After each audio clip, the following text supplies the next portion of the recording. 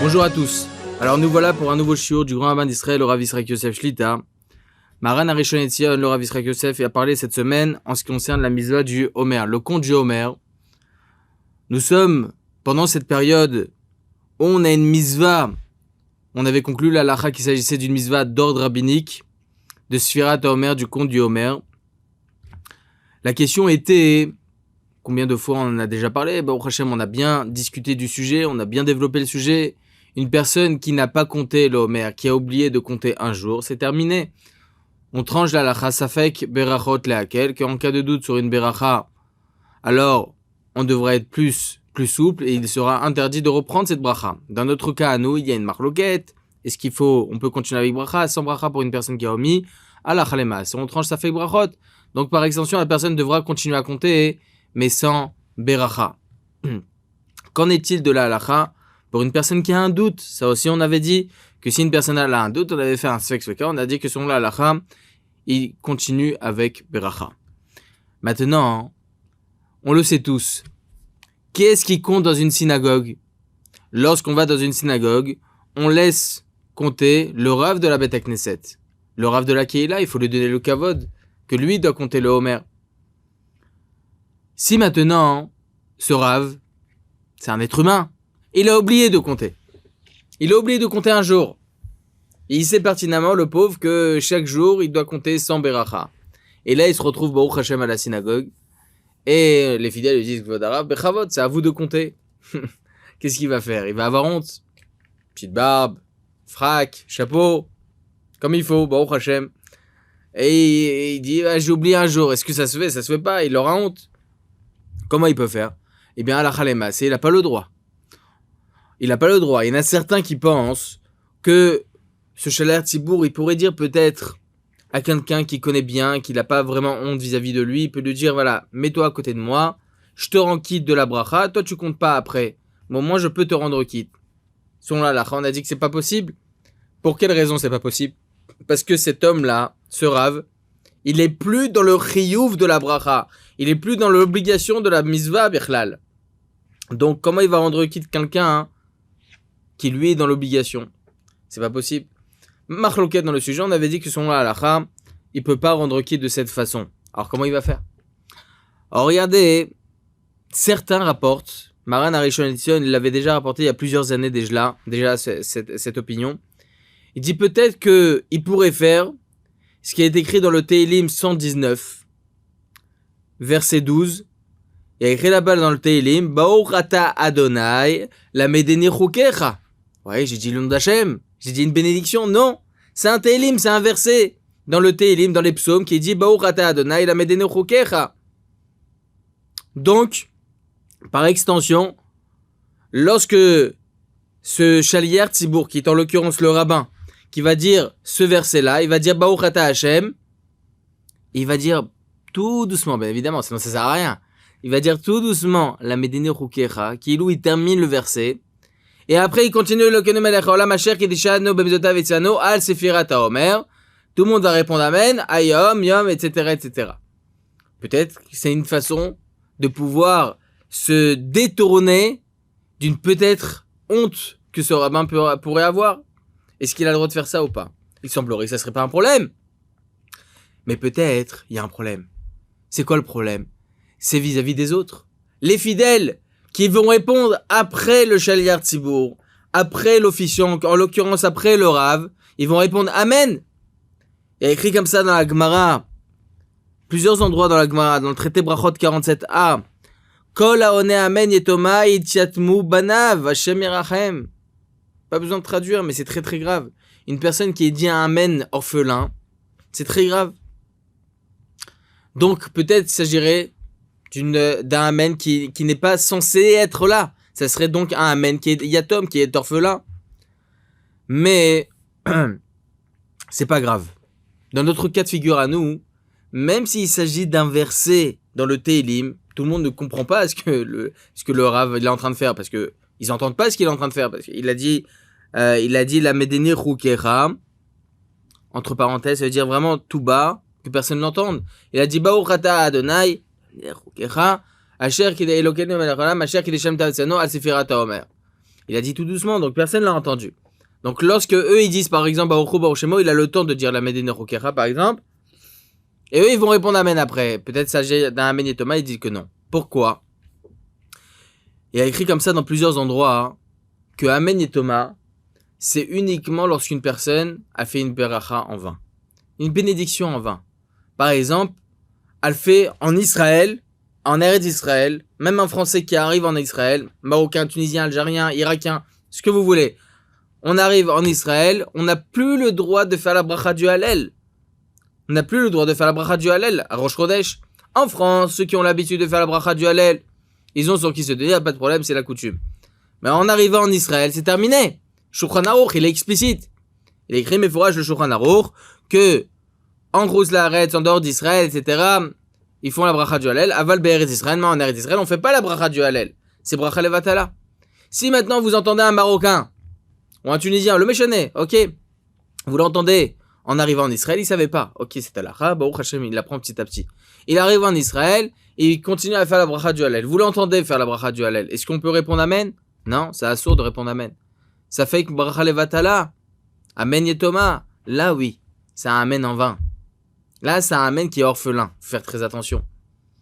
Bracha sheinatrecha, bracha levatala, toutes ces choses-là, on comprend que dire Amen sur une telle bénédiction, c'est un problème. Ça, on comprend. Mais lorsqu'il s'agit d'une louange à Kadosh Baruch Hu, il n'y a pas de problème de dire Amen. Je vous pose la question, mesdames et messieurs. Lorsqu'il y a quelqu'un qui vous souhaite, Bezrat Hashem, la bonne santé, qui vous souhaite un bon rétablissement, qui vous souhaite, pour ceux qui sont célibataires, un bon parti, on dit Amen, Amen, Amen. On dit Amen, même 10 fois. C'est Amen et Thomas? Non. Pourquoi? Eh bien, la Gemara dans la Maseret Shavuot 36a, il a écrit là-bas Amar Rabbi Yossi bar Rabbi Hanina Amen bo amanat devarim Shneemar vayomer miya navi Amen ken yaase Hashem yakem Hashem et devarecha. Yirmiyahu, il nous apprend dans le verset chapitre 28 verset 6 que le Amen, le terme Amen vient nous apprendre à Amanat Devarim. C'est une croyance sur quelque chose. Comme il dit Rashi, Bo Amanat Devarim veraou il a un autre Amen al davar tfila vetrina. Il est bien de répondre Amen lorsqu'une personne prie pour nous ou bien nous dit quelque chose. Shu lashon ma'amat advarim. Ça veut dire on rend véridique la chose qui est dite. On rend véridique la chose. Sheyeh ratson, sheyeh emet ken, que Bezrat Hashem et Kadosh Baruch Hu il fasse que ça se passe, une bonne santé, un bon rétablissement, un bon parti, etc., etc. Donc, c'est ça le Amen. Amanat Evarim, c'est-à-dire on met de la croyance, on met de la vérité dedans. On espère que Kadosh Baruch Hu va rendre réelle cette bénédiction. C'est ça le Amen. Lorsqu'on répond Amen sur ce genre de choses, comme nous dit la Gemara, c'est explicite. Ça, il n'y a aucun problème. C'est pour ça que le Ochot Chaim, mesdames et messieurs, nous apprend comme ça, au nom du Tshuvat HaGeonim, qu'il est permis de répondre Amen si par exemple, vous avez fini votre Birkat Hamazon. Vous êtes parti un peu plus vite, il faut aller doucement, mais vous êtes parti un peu plus vite. Ou bien vous entendez quelqu'un faire Birkat Hamazon à voix haute, Baruch Hashem. Et ensuite il fait Arachaman, ou Ishlach Banu le Dordorim, etc., etc., plusieurs, tout l'Arachaman. Nous, qu'est-ce qu'on dit? On répond Amen après. On a le droit de faire ça? Oui. Le Ochot Chaim nous apprend au nom du Tshuvat HaGeonim qu'il n'y a aucun problème.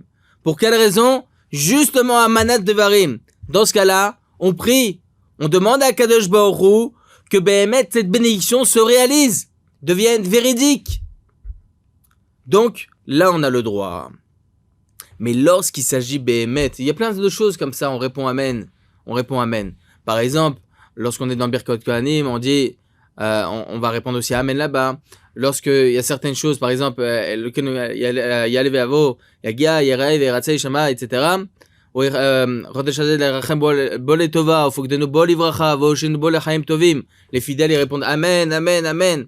Ou bien il y en a d'autres que dans la Tfila elle-même, dans la Hamida elle-même, lorsque le fidèle, lorsque le Shaler Tzibour dit certains passages, bien évidemment, mis à part les brachot, évidemment, on fait la bracha, on répond Amen, mais dans certains passages de Shabbat, en l'occurrence, il y en a certains qui répondent ils répondent ou bien Amen, ou bien d'autres choses. Non, le méchané. Il y en a certains qui répondent Amen. Est-ce qu'on a le droit de répondre ce genre de Amen? Oui. Pourquoi? Parce que là, il ne s'agit pas d'un Amen Yetoma.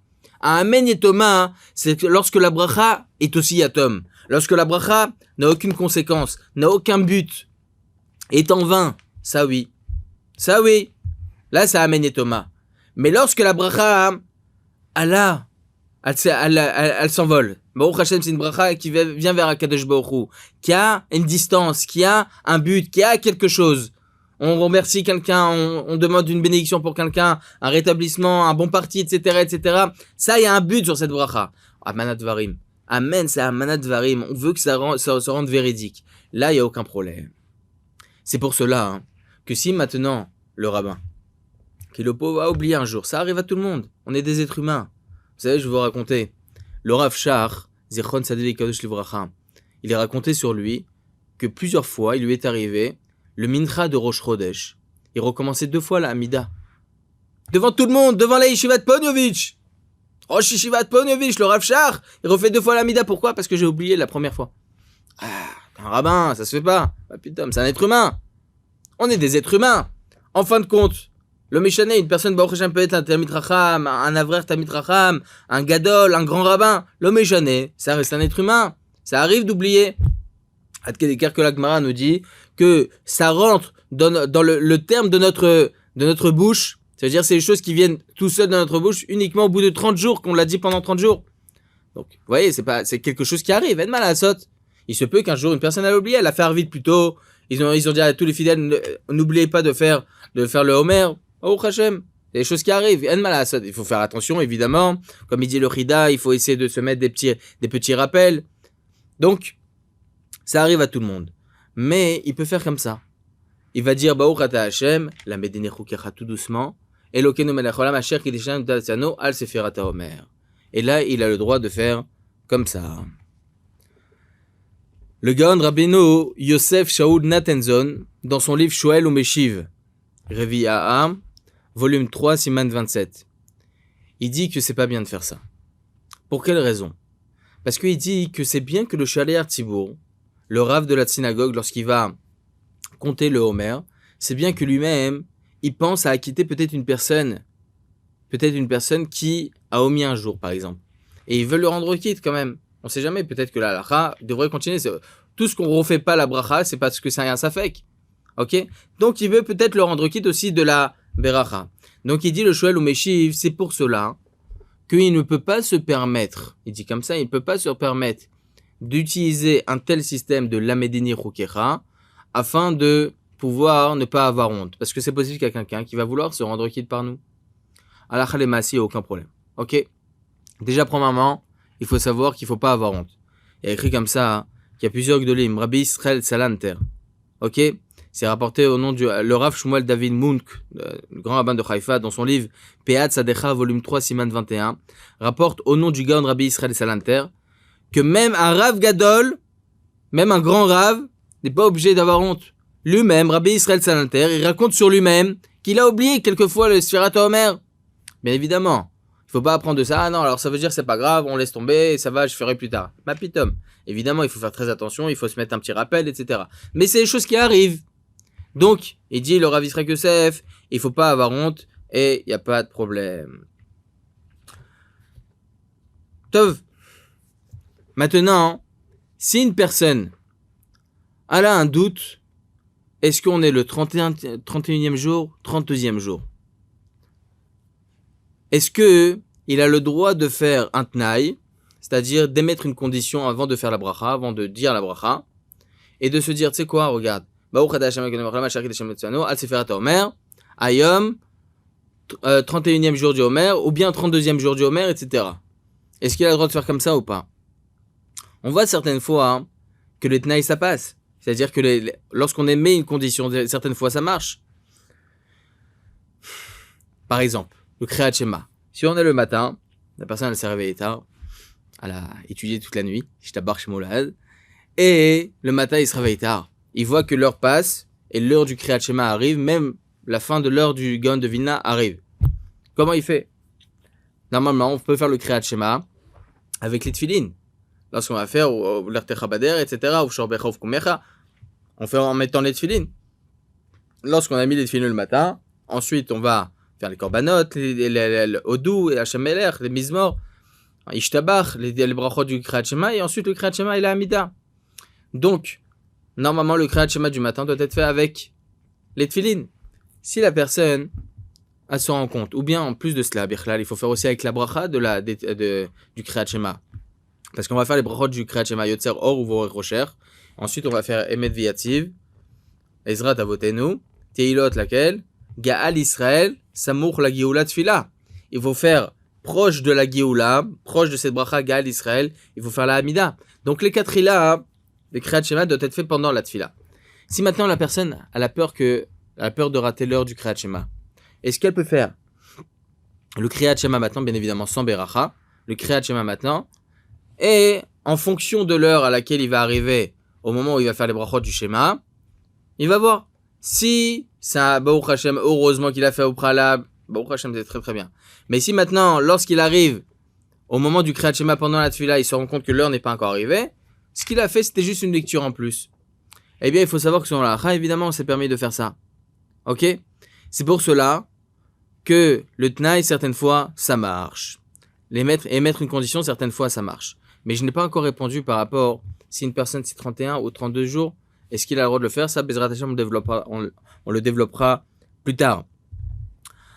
En tout cas, il faut savoir que lorsqu'on émet une condition, ça peut marcher même pour la Sfirat HaOmer. Et ça, Bezrat Hashem, on verra les conséquences plus tard, Bezrat Hashem.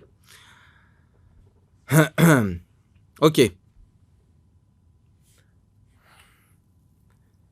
La conséquence, je vais vous dire maintenant une conséquence. La halakha, on verra plus tard, mais je vais vous dire maintenant la conséquence. Une personne a un doute si c'est 31 ou 32 jours du Homer.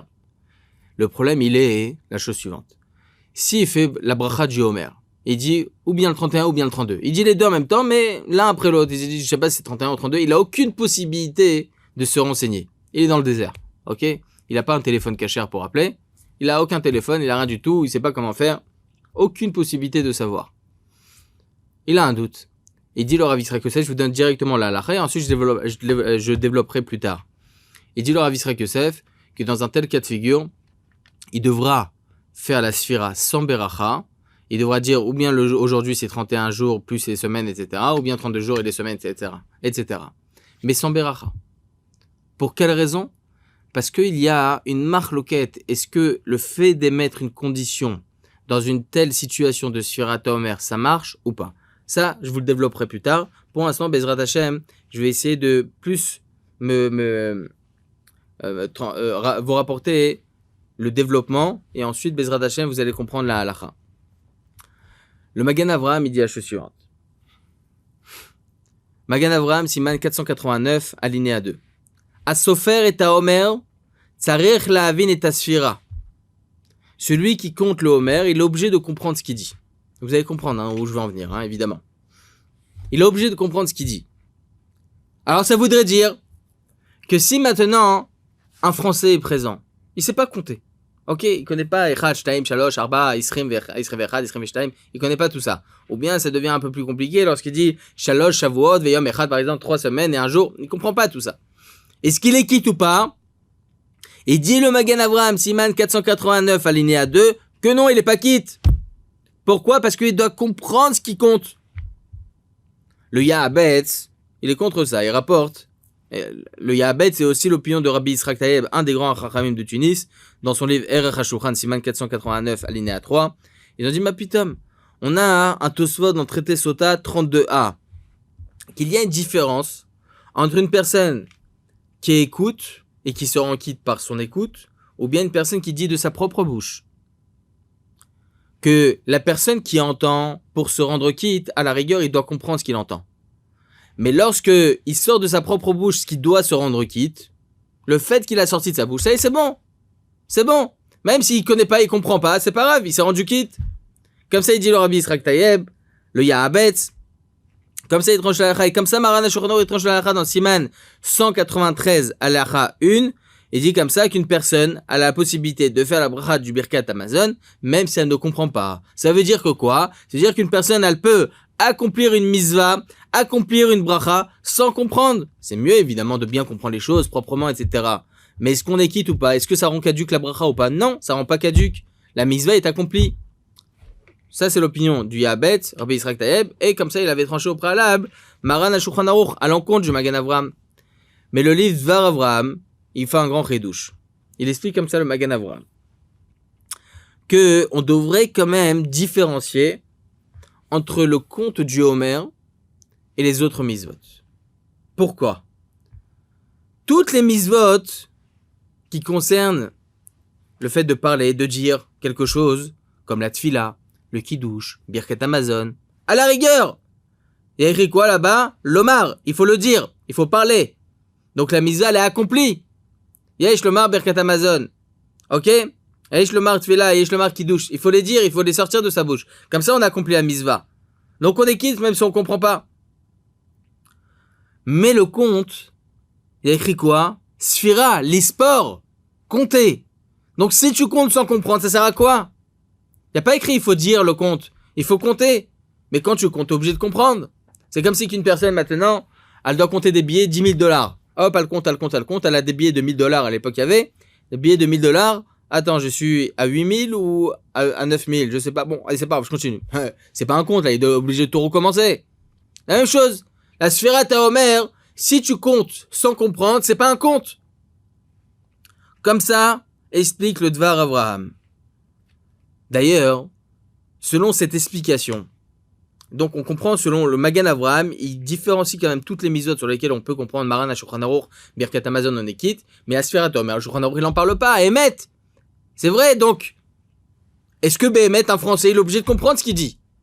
Est-ce qu'il est obligé de comprendre selon le Magan Avraham? Il est obligé. Ça rend caduque la mitzvah. Et comme ça, il explique le Dvar Avraham que le compte, il est spécial. Lorsqu'on compte quelque chose, on est obligé de comprendre. D'ailleurs, il y a une preuve. D'ailleurs, ça arrange même l'explication, parce que vous allez comprendre. Une preuve qu'on pourrait rapporter de ce qui est rapporté dans le Tosfot, dans le traité Bava Metzia 6b. Il y a écrit dans le Tosfot, là-bas, il pose une question. C'est quoi Maaser Behema? Maaser Behema, on a une mitzvah de compter le nombre de bêtes que l'on a. On a 100 bêtes, on va dire. On fait passer dans un chemin étroit comme ça, on met des barrières, ok? On met des barrières, il y a l'enclos qui est assez large, où il y a toutes les bêtes là-bas, tous ces petits moutons, hop, mais il met un enclos très très très étroit pour les faire sortir de l'enclos à ce chemin étroit. Comme ça, il y a la place uniquement pour un mouton de passer, ok? Un mouton par un mouton. Et il compte comme ça, 1, 2, 3, 4, 5, 6, 7, 8, 9, 10. Le 10e, hop, il lui met de la couleur rouge sur lui ou de la couleur comme ça. Et on comprend que ça, c'est le maaser. C'est le 1/10 qu'il faut donner. S'il a 100 bêtes, il faudra donner 10 bêtes. Et hop, il continue à compter. 10, donc on lui a mis la couleur. Hop, on fait passer encore. 11, 12, 13, 14, 15, 1, 10, enfin 20. On lui met de la couleur, etc. Et ainsi de suite. Si maintenant, on a mis un chemin étroit comme ça, il a fait mode, on fait passer 1, 2, 3. Au bout du 7e, il y avait un mouton marboule. Qu'est-ce qu'il a fait? Il a sauté de la barrière. Il avait un peu de rochma. Il a sauté de la barrière. Il est rentré dans l'enclos. On sait pas. On sait pas il est où. C'est qui? Le Tosfot nous apprenne, pas tour. On n'est pas tour de tout. Tous les 100 là, qui sont présents, pas de maaser. Il a tout gagné, le gars. Le mouton, lui, on peut pas le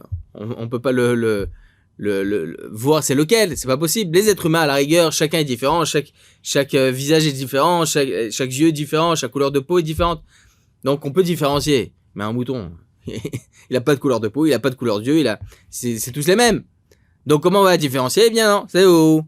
Il est pas tour de tout, il a gagné. Je tape par Moulad, il a gagné. Donc il est pas tour. La question est la suivante. Il pose la question Tosfot. Prends, dit pas Batel Barov. Ça s'annule dans la majorité, c'est quoi le problème? Que ce Keves là, que ce mouton par exemple, il a qu'à s'annuler dans la majorité. Il y a écrit quoi dans la Torah? Achari Rabim La'atot, on suit la majorité. Donc tu vas nous dire que quoi? Tu vas dire peut-être qu'un mouton entier comme ça, étant donné que c'est quelque chose d'important, il y a plusieurs choses qui ne s'annulent pas. C'est pas le moment de développer, mais peut-être que ça fait partie des choses qui ne s'annulent pas aussi. Mais Tosfot, Izidma Pitom, on dit pas ça. Pourquoi? Parce que selon la Torah, Batel Barov, ça s'annule dans la majorité. Acharei Rabim La'atot. Chachamim, ils sont venus, ils ont dit, attends, il y a certaines choses, il y a 10 choses en tout. Ok, Mahamid, Davar Sheba Letahama, etc. Bon, encore une fois, c'est pas le moment de développer ces trucs-là. Il y a 10 choses qui ne s'annulent pas même dans la majorité. C'est Chachamim qui sont venus nous rajouter ça. Mais quand est-ce que Chachamim nous ont rajouté ça? Lorsque c'est pour être mahmir, pour être plus intransigeant, plus strict. Là, ta khumra fait que il est tranquille, il a gagné. C'est pas une khumra, c'est une kula. Donc, Tosfot, il pose Tzarech Iyun. Il reste dans le doute. Il dit, je comprends pas pourquoi c'est pas Batel Barov. Pourquoi on dit pas Batel Barov? Pourquoi ça s'annule pas dans la majorité? Le Shita Mekubet, il explique la chose suivante, et vous allez comprendre. Il rapporte au nom du Rosh, Miplisa et le Ritva. Bechol la Torah olchim acharei harov. Dans toute la Torah, on suit la majorité. Mais, dans tous les cas, même lorsqu'on va suivre la majorité, il y aura toujours un safek. Vous avez par exemple, au Sanhedrin, vous avez Beddin à l'époque, vous aviez ou bien au 3, ou bien 11, ou bien 21. Tov lo meshane, vous aviez jusqu'à 71. Pourquoi des numéros impairs? Pourquoi des dayanim, ils étaient impairs? Pour suivre la majorité, s'il y avait 3 dayanim, maintenant il y a un jugement qui doit se faire devant 3 dayanim. Pourquoi 3 dayanim? Parce que si maintenant, il y en a 2 qui pensent A, et le troisième il pense B, eh bien on suit la majorité.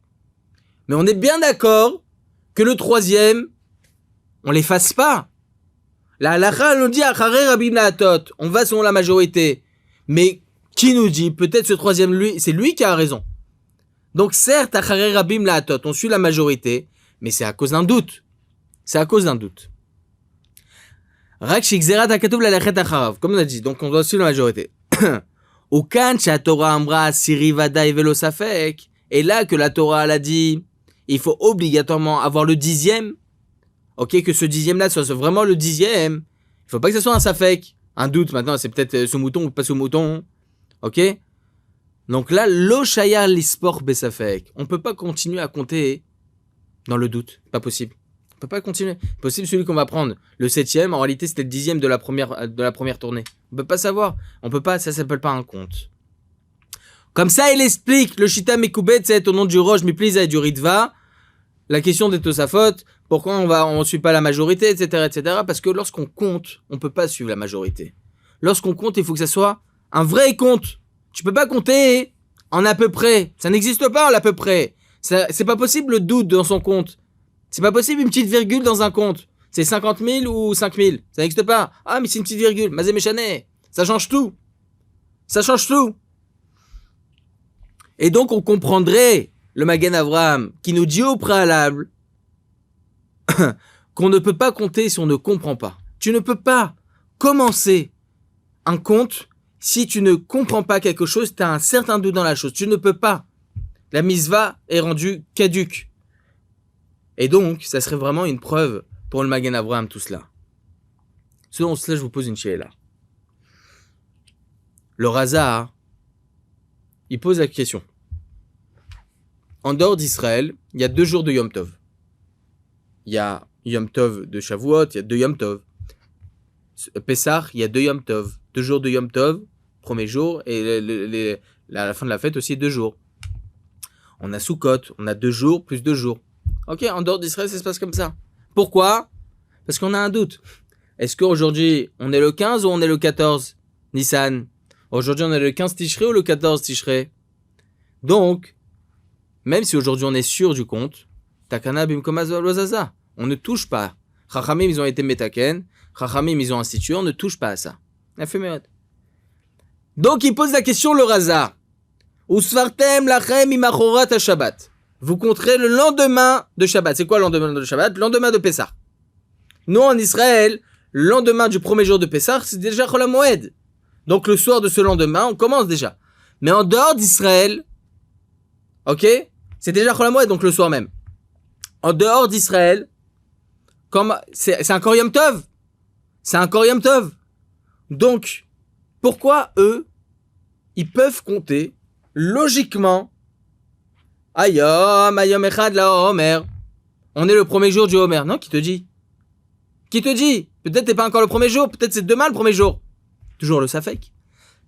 Au même titre que tu as un doute, si on est le 14 ou le 15 Nissan, 14 ou 15 Tishrei, bon, là pour le coup c'est Pessah, 14 ou 15 Nissan, eh bien ce doute-là tu devrais l'avoir aussi pour le compte du Homer, qui te dit que c'est aujourd'hui, peut-être c'est demain. Les Machorat à Pessah, lendemain de Pessah. Donc par exemple en France, peut-être qu'il devrait attendre la fin du deuxième jour du Homer, la fin du deuxième jour de Pessah. Et pourtant tout le monde le fait le premier soir, à la fin du premier soir. On a le premier soir, on fait pas à ce moment-là. Le lendemain soir, on commence la Sfirat Homer dans le monde entier. Et même si tout le monde devrait commencer au même moment, à partir du 2-3e jour, on devrait dire Ayom Shtaim ou peut-être le premier jour du Homer. Ayom, on est le 3e jour du Homer ou peut-être le 2e jour du Homer. Pourquoi ils ne devraient pas faire comme ça? Tout le monde fait la même chose. Tout le monde compte Ayom Echad la Homer, Ayom Shtaim la Homer, Ayom Shlosha Yamim la Homer. Tout le monde fait ça pourquoi? Pour quelle raison? Eh bien, il explique le Rav Zevin que ça n'existe pas une Sfirat Safek. Ça n'existe pas un compte qui est en Safek. C'est pour ça que Chachamim, ils ont institué qu'un jour. Chachamim, ils ont institué En Malasot. C'est vrai qu'on a un Safek pour le jour de Pessah, mais pour la Sfirat, tu peux pas commencer. Tu peux même pas débuter si c'est ça. Donc c'est pour ça que Chachamim, ils ont dit, pour Yom Tov, je suis d'accord. Mais pour Sfirat Homer, tu ne peux pas. Tu es obligé de compter 1 jour, 2 jours, 3 jours, 4 jours. Tu peux pas avoir le doute. Donc selon cette explication du Rav Zevin, dans son livre Amoadim Ba'alacha, selon la question du Raza, ok, Rabbi Zerachia Levi, pourquoi en dehors d'Israël on compte pas peut-être premier jour, peut-être 0 jour, peut-être 2 jours, peut-être 1 jour. Pourquoi on compte pas comme ça? Eh bien, il explique bien le Rav Levin. Parce que un compte dans le doute, ce n'est pas un compte. Donc encore une preuve pour le Magan Avraham. Encore une preuve disant que Behemet, si on comprend pas ce que l'on dit, si on a quoi que ce soit comme doute dans la Sfirat Homer, ce n'est pas considéré comme un compte. Mais il faut savoir que selon la halakha, même le Dvar Avraham, il explique comme ça, au nom du Raza, pour quelle raison en dehors d'Israël, on compte pas 2 jours en même temps? On est le 2e jour, mais peut-être qu'on est le 1er jour. On est le 3e jour, mais peut-être on est le 2e jour. On est le 4e jour, peut-être on est le 3e jour. Etc. Pourquoi on compte pas comme ça? Le Raza lui-même, il répond à la fin. Il dit pourquoi il répond pas? Parce qu'on a un doute, et donc on peut pas compter dans le doute, ça n'existe pas. Un compte dans le doute, ce n'est pas un compte. Il dit pas ça, le Raza. Même le Dvar Avraham, ensuite, il rapporte. Il dit comme ça, le Raza. She'im isperu yomaim, car s'il compte 2 jours, arrive Shavuot, le soir de Shavuot. Je tabarre chez mon lad, Matan Torah, extraordinaire. Eh bien, qu'est-ce qu'il va compter ce soir-là? Normalement, on compte rien. Mais il va dire quoi? Ayom, Arba'im Vetesha Yamim la Omer, Shem Shiva Shavuot, ou bien Ayom Chamishim la Omer, et voilà, il y a rien. Peut-être c'est terminé. Si les gens, comme ça il dit le Raza,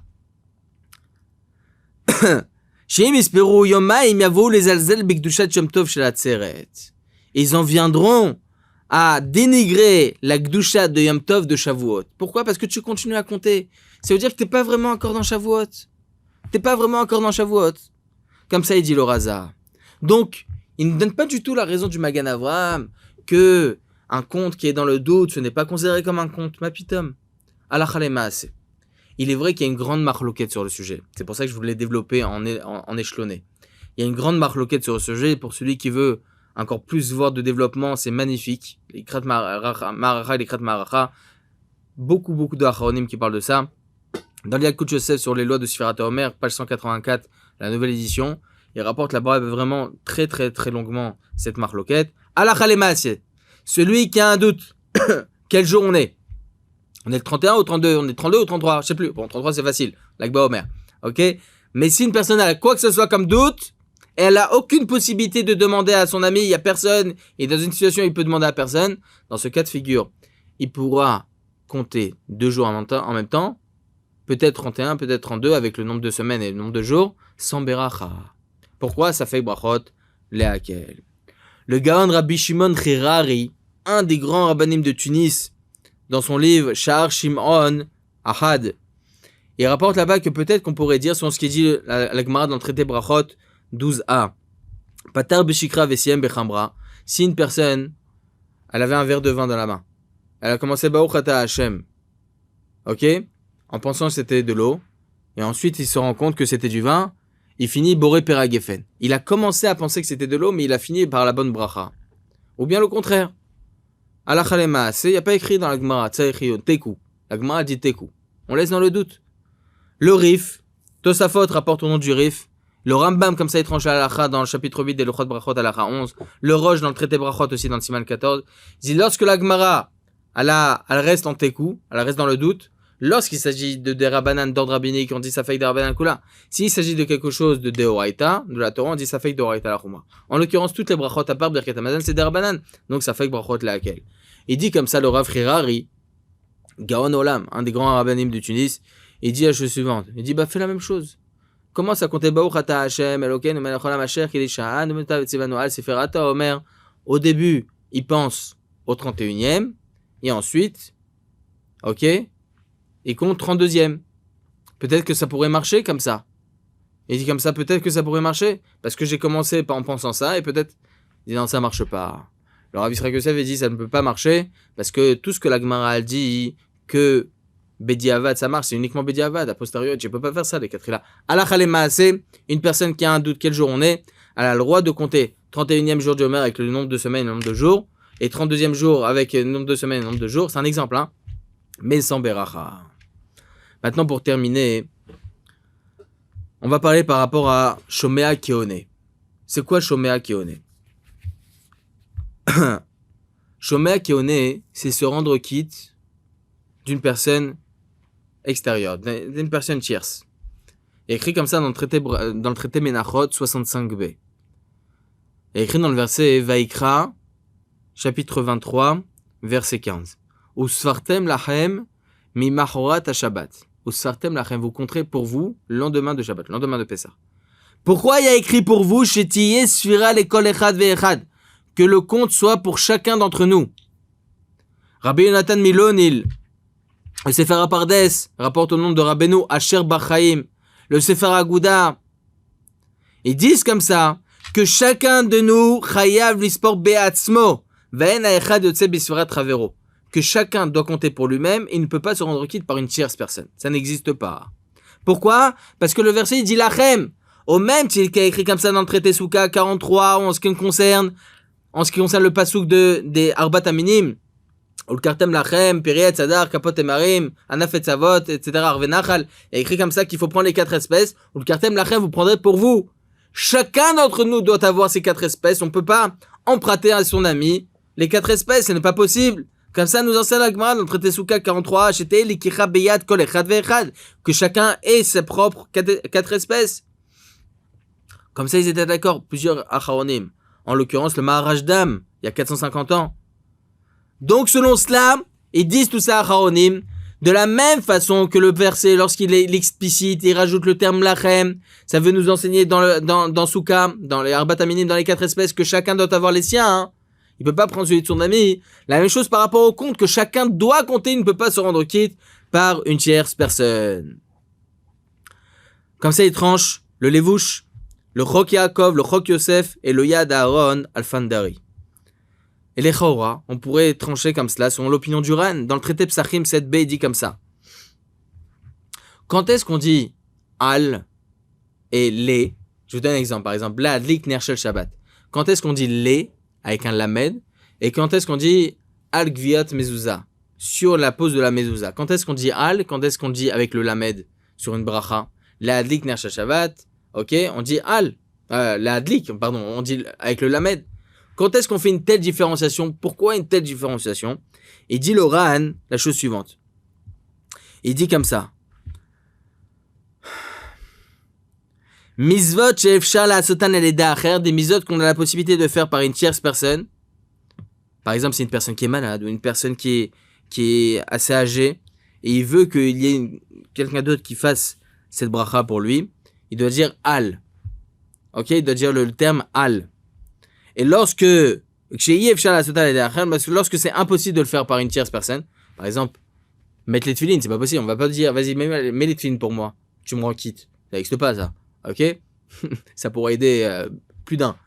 Mais en tout cas, qu'est-ce qu'on dit? Les aniyar tefilines. Par la pose des tefilines, les, avec un lamed. Comme ça, il dit Loran. Selon cela, Loran, il pose la question, comment ça se fait que la bracha de Sfirat Omer, on dit quoi? Baruch Ata Hashem Elokeinu melech haolam asher kiddushanu b'tavsenu al Sfirat Omer. Al. Avec le terme al veut nous dire que ce sont des misotes, on peut se rendre quitte par une tierce personne, selon ce qu'il explique Loran. Alors pourquoi al Sfirat Omer, on dit al Sfirat Omer? C'est d'être Léa Sfirat Omer, pour la Sfirat Omer. Donc il dit Loran, il comprend Loran, Bichlal, sans se poser de questions, la Sfirat Omer, on ne peut pas se rendre quitte par qui que ce soit. Cette question du Loran, elle est expliquée par les Rishonim, par certains Acharonim. En tout cas, on apprend quoi de là? Que sont Loran, les Chora, comme tous ces poskim qu'on a rapportés au préalable, qu'on ne peut pas se rendre quitte par une tierce personne. Je vais vous dire directement la halakha. Il y a une grande marloquette sur le sujet, comme Blainara à chaque chose. Ok? Il faut savoir que selon la halakha,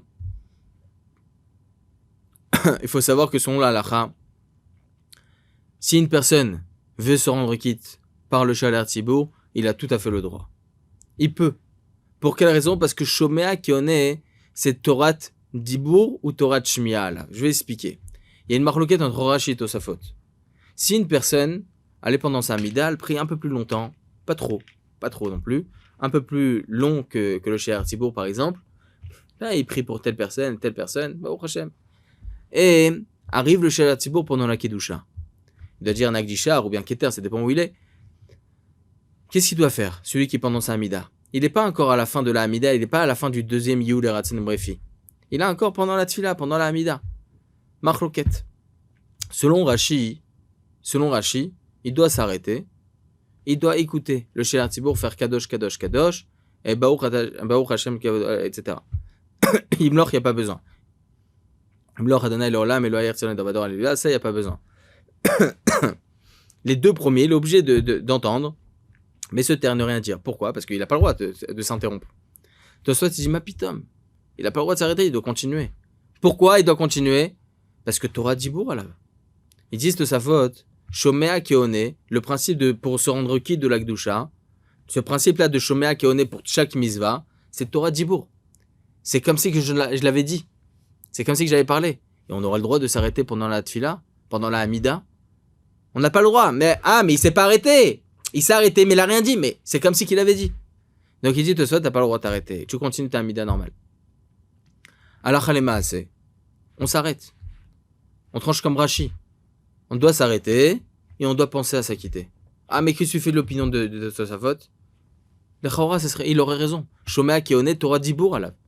Ça serait comme une parole. Mais il y a écrit dans le traité Kiddushin, Akadosh Baruch Hu, Marshava Tova Metzarfa Ota Lemaase. Marshava Ra'a, Akadosh Baruch Hu lo Metzarfa Ota Lemaase. La personne, elle a pensé juste pour s'en rendre quitte, pas pour parler. Donc Akadosh Baruch Hu, il prend en compte juste ça. Il prend pas en compte que il parle pendant la Mida. Non, Tachles, il parle pas dans la Mida. Donc, certes, la halakha Torah Dibour alav, que la personne, Behemet, le principe de Shomea Keone, c'est comme si que moi-même je l'avais parlé, moi-même je m'étais rendu quitte, moi-même je l'avais dit. Mais, pendant la Mida, on peut s'arrêter. Le chilouk, voilà la nuance. Donc, Usfartem lachem. Certes, c'est vrai que la halakha, c'est pas tout à chacun, surtout qu'il y en a certains qui pensent que quoi? Il y en a certains qui pensent Usfartem lachem, c'est quoi lachem? C'est pas que le Beddin qui doit compter. Comme la Shemitah, par exemple, la mise de compter, on est à la première année, deuxième année, troisième année, la septième année. Qui est-ce qui doit faire ça? C'est pas nous. C'est le Beddin qui doit faire ça, c'est pas moi. Donc, ils disent, il y en a certains qui pensent, et comme ça on devrait trancher la halakha, la même chose de Sortem Lachem, les kol echad vechad, chacun a la misva, le tzibour, en général, chacun a la mise de compter. Mais si une personne, par exemple, elle veut se rendre quitte, elle peut se rendre quitte. Surtout qu'il y en a certains qui pensent que Torah Dibour, c'est comme si que moi-même je l'avais dit. Donc, Sortem Lachem, il a fait méod. Tu t'es rendu quitte. Comme si que toi-même tu l'avais dit. En tout cas, la c'est pour ça que si une personne elle a un doute, si elle a un doute, pas besoin de se rendre quitte par une tierce personne. Et ce que j'ai compté la veille, tout ça, on a dit au préalable que si elle a un doute, elle peut continuer avec bracha. Mais si maintenant elle veut se rendre quitte, je ne sais pas pour quelle raison. Ok, malade, le pauvre, il a des appareils, etc. Il peut pas sortir quoi que ce soit de sa bouche. Il a le droit de se faire rendre quitte par une tierce personne. Baruch Adonai Leolam, Amen va Amen.